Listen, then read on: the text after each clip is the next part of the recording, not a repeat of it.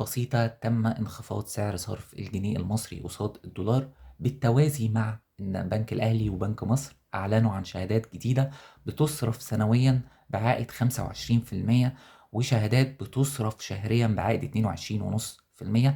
يعني أنت لو هتصرفها في آخر السنة هتاخدها ب25% فايدة، أما لو هتصرفها كل شهر وينزل لك العائد كل شهر تاخدها ب22.5 فايدة. فطبعا السؤال هنا هل تكسر الشهادة ولا تكمل عليها؟ بص يا سيدي، لو انت عامل شهادة مثلا كانت ب11% ولسه متجددة معاك ب16% بقالك شهرين تلاتة ما عدتش نص المدة، ممكن طبعا تكسرها. لكن لو انت في اخر مدة الشهادة ايا كانت، سواء 11% سواء 18%، اوعى تكسرها، لان نسبة الخسارة اللي انت هتخسرها هتبقى اكبر من المكسب اللي انت هتكسبه من عائد الشهادات ال25%، لانها بتصرف شهريا او بتصرف سنويا وكمان لمدة سنة. وبالتالي كده عقبال ما تلم الأرباح اللي أنت خسرتها من كسر الشهادة التانية مش هتجيب لك نفس العائد.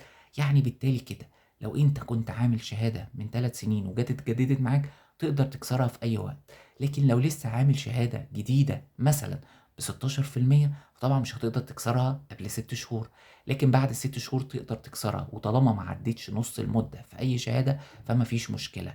لكن بالنسبة لشهادات ال18% فطبعا ميعاد طرحها أو ميعاد نهايتها هينتهي تقريبا في خلال كام شهر، وبالتالي إن معظم الناس اللي عندها شهادات ال18% تعتبر في آخر المدة.